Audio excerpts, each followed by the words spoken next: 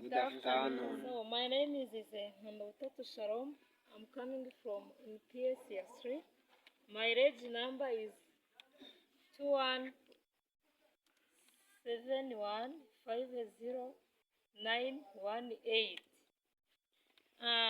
We are going to discuss on the topic which is called Analyze the Legal Framework Governing School in Rwanda. The relevant we are going to talk about is policy, regulation, and institution structure. So we are going to start on the definition of legal framework. Legal framework in school is the law and the rules that guide how education works. So legal framework is essential for school leaders, teachers, and policymakers. Ensure that education systems are protecting the rights of children, accountability, and governance. So let's move on to the three elements of legal framework. The first one is the policy, the second is organization, the third one is institution. When we say policy, legal framework are a plan made by the government to guide education. What do we want in education is what we call a policy. For example, some policies include in our Rwandan country, there is 9 basic education. 9 basic education is focused on all Rwandan children must be engaged on school by free. The second one is competence-based curriculum. So all Rwandan teachers must teach the students without imparting them knowledge.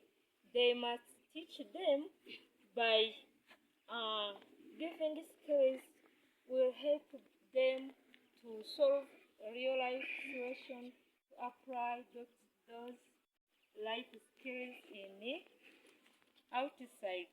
life outside. So the others policies, inclusive education policy.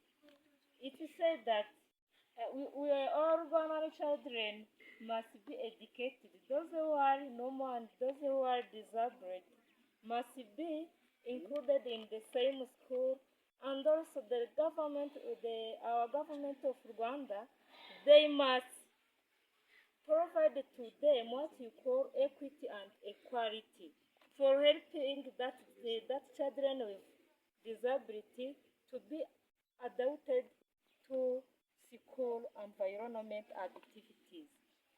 The second one is regulation. When we say regulation, is rules that must be followed. Is official rules. Every school within Rwandan county, teachers, students, stakeholders must follow. It is by knowing what allowed or not allowed in our country. For example, teacher must be qualified in our country. There isn't any teacher who are allowed to teach without qualified, without expert. The school must follow national curriculum, and school must be controlled and inspected. That is a regulation we found in our Rwandan countries.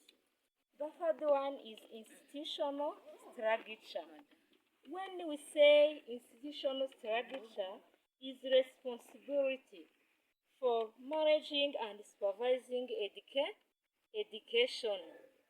Like we have a different institution in our countries, but I'm going to say some of them, like 5. The first one is a Ministry of Education. What Ministry of Education is?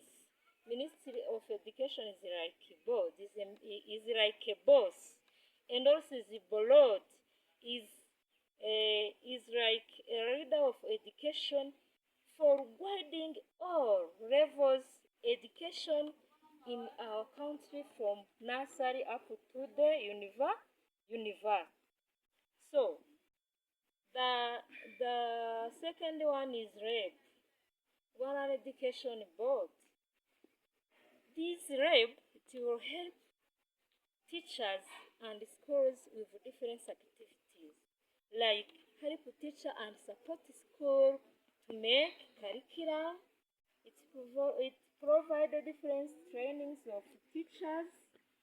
It implement education policy. The third one is NESA.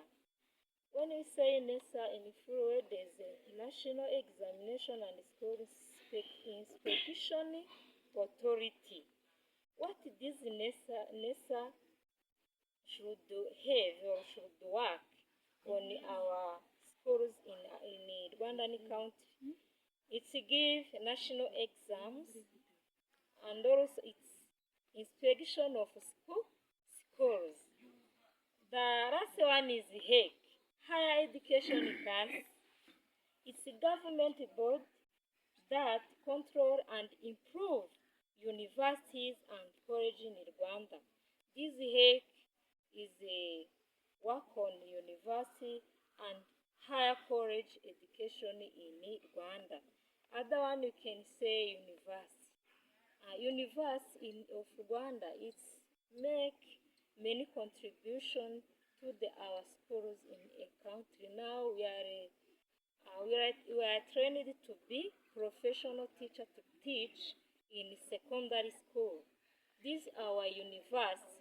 It has a big important or contribution to the secondary school, primary school in our country. So by conclusion, I can say that labor framework in schools is important because it helps us to reach our specific common goals. It helps us to improve.